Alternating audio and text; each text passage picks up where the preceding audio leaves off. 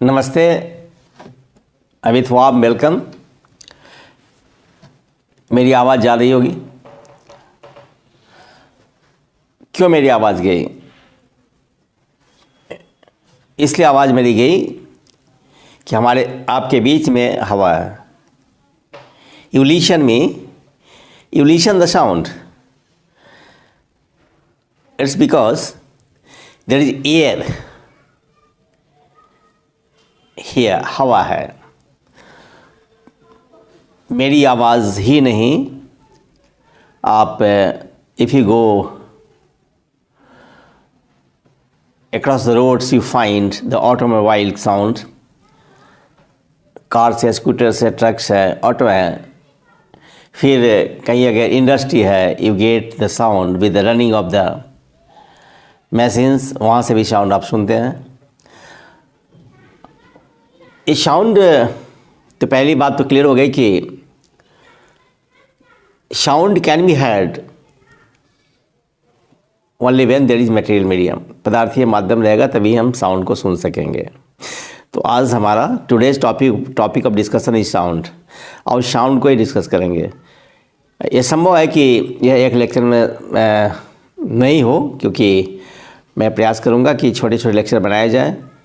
और जो मैंने जो एनसीईआरटी का सीरीज चलाया, I got many calls from my students, या ऐसे भी जिन लोगों ने वीडियो देखा उन लोगों से मेरे पास कॉल आया कि रेगुलरली मैं आपके सामने एनसीईआरटी सीरीज़ को मैं चलाऊं, और इसी दिशा में फिर आज एक प्रयास है कि हम साउंड की बात करेंगे। We will talk to sound, right. तो साउंड के बारे में बता दूं, पहली बात तो हो गई कि sound can not travel without medium, बिना माध्यम का साउंड चल नहीं सकता है। Number 2, sound is a kind of energy, जो ध्वनि जो है एक प्रकार की ऊर्जा है। और यू ऑल नो कि अगर कोई भी चीज़ ऊर्जा हो जाए, इसकी 2 शर्त है। पहली शर्त यह है कि energy can neither be created not be destroyed, ऊर्जा को ना तो नाश कर सकते हैं ना तो उत्पन्न कर सकते हैं। However energy can go from one form to another, ऊर्जा एक रूप से दूसरे रूप में ऊर्जा को बदला जा सकता है। Sound energy can go to light energy can come back to sound energy, even the sound energy can go to the heat energy, and I mean different forms of energy can be converted into each other, आपस में बदले जा सकते हैं। And so the sound is a kind of energy, right. Second ये है कि ये energy can neither be created not be destroyed, how it can go from one form to another, ये जा सकता है। ये पहला याद रखेंगे आप। अब साउंड की जब बात आती है तो मैं बता दूं कि बिना माध्यम का नहीं चलेगा। तो ऐसे वेव्स जो बिना माध्यम के नहीं चलते हैं उसको मैकेनिकल वेव्स कहते हैं। Waves that can not travel without medium are called the mechanical waves, right. As against this light, प्रकाश नॉन मैकेनिकल वेव्स है, इलेक्ट्रोमैग्नेटिक वेव्स है। क्योंकि आप देखते हो कि सूर्य हमसे काफ़ी दूर है, the sun is far away from us and still we are getting energy in the form of light and heat continuously. प्रकाश और उष्मा के रूप में लगातार हमें सूर्य ऊर्जा मिल रही है, राइट। तो क्या है, बिना माध्यम का भी चलता है लाइट जो है। दोनों डिफरेंस ये है लाइट में और साउंड में। तो पहला तो माध्यम चाहिए साउंड में, लाइट में नहीं चाहिए। दूसरा डिफरेंस ये है कि जो साउंड वेव है इट्स लॉन्गिट्यूडनल, ये लॉन्गिट्यूडनल है, राइट। लॉन्गिट्यूडनल का मतलब होता है कि sound waves are produced due to the formation of compression and rarefaction in the medium. माध्यम में कंप्रेशन और रेयरफैक्शन बनने के चलते होता है। कंप्रेशन का मतलब होता है ए पॉइंट और रीजन ऑफ हाई प्रेशर, जहाँ पर अधिक पार्टिकल्स हो मीडियम के, और रेयरफैक्शन का मतलब होता है जहाँ पे प्रेशर लो हो, कम मीडियम के पार्टिकल्स हो। तो याद रखेंगे कि जो साउंड लॉन्गिट्यूडनल वेव्स है, तो longitudinal waves are produced due to the production of compression and rarefaction in the medium, right.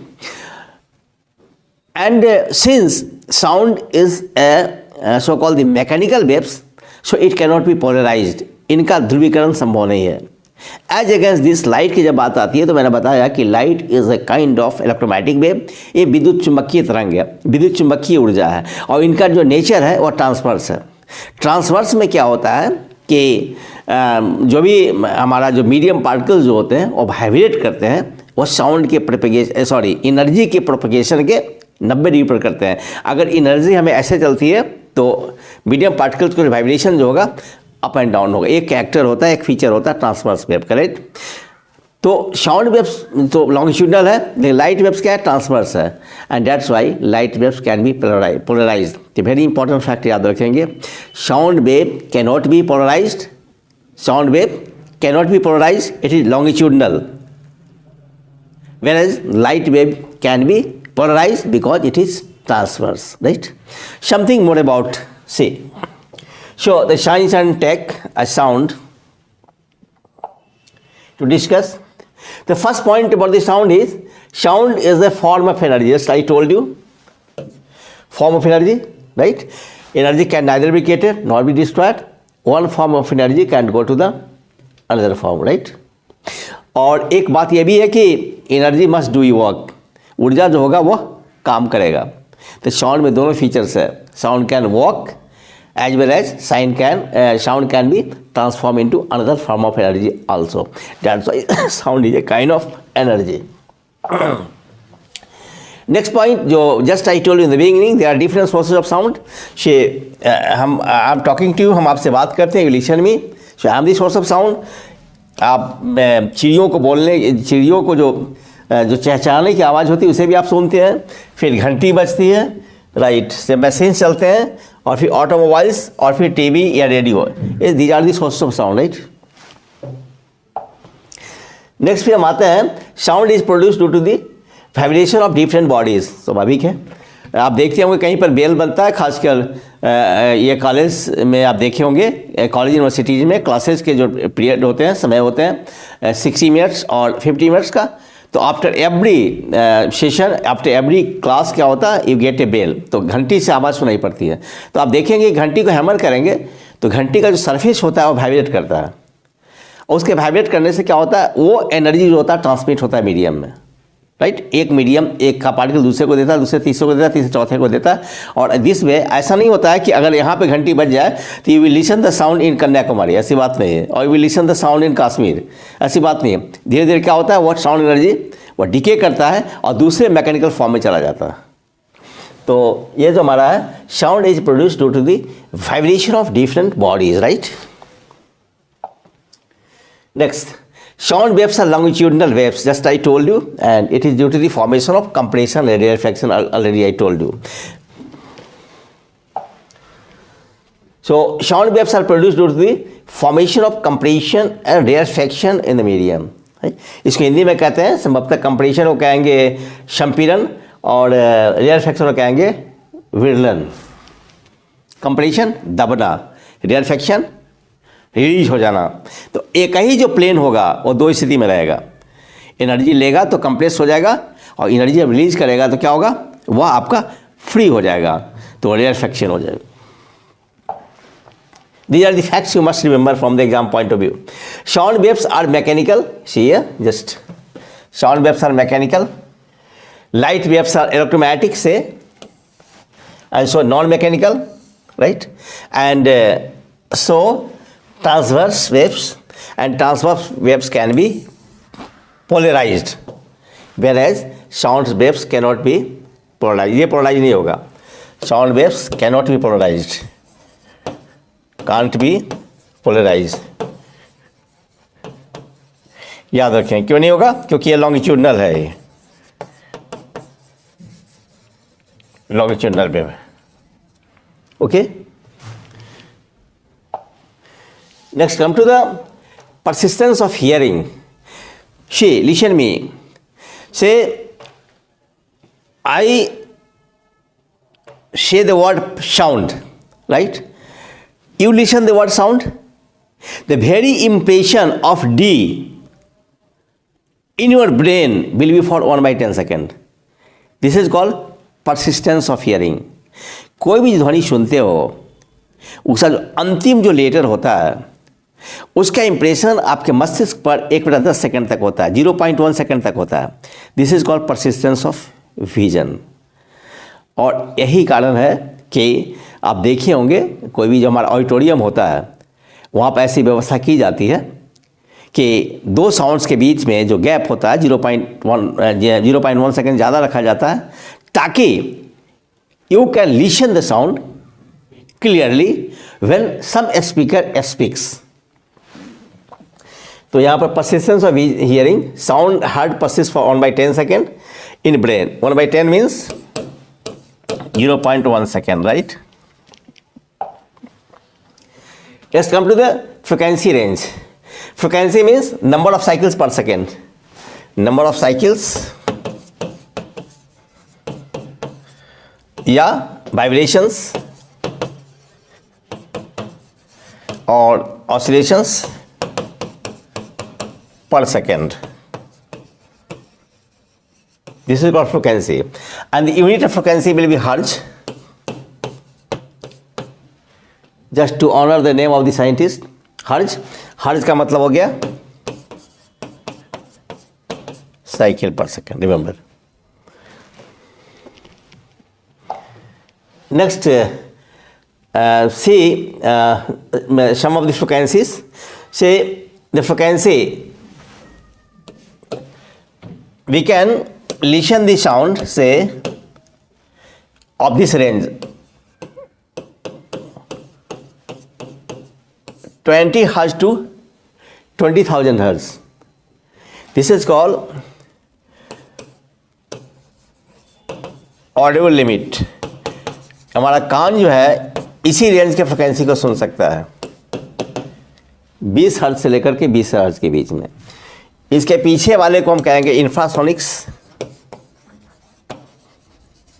और इससे अधिक वाले को कहेंगे अल्ट्रासोनिक्स. राइट.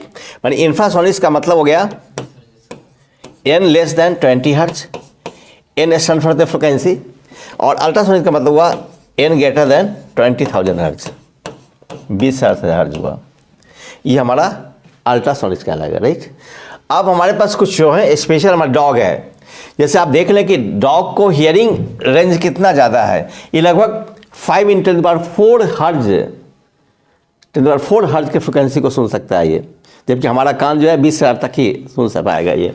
उस तरह बैट है, चमगादड़ है. चमगादड़ के में कहा जाता है कि bats can move in dark. चमगादड़ अंधेरे में चल देता है.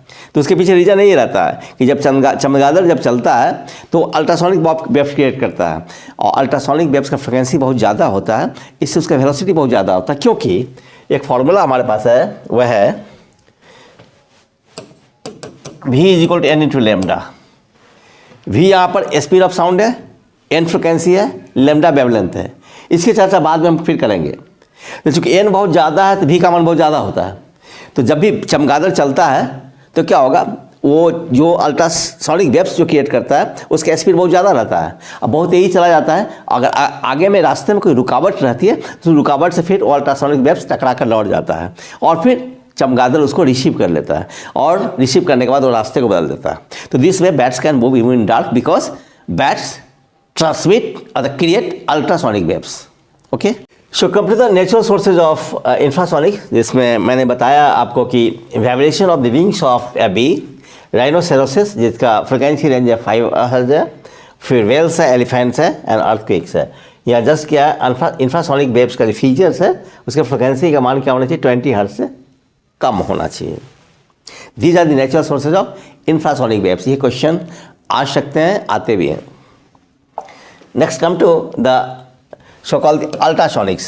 अल्ट्रासोनिक्स में क्या होगा, just I told you frequency क्या होगा, ग्रेटर देन 20,000 हर्ट्ज, 20,000 हर्ट्ज से ये ज़्यादा है. राइट. इसमें क्या है, हमारा एग्जाम्पल्स हैं नेचुरल सोर्सेज का. डॉल्फिन्स है, बैट्स है, porpoises हैं, moths है, and rats etcetera. These are natural sources of ultrasonic waves, right?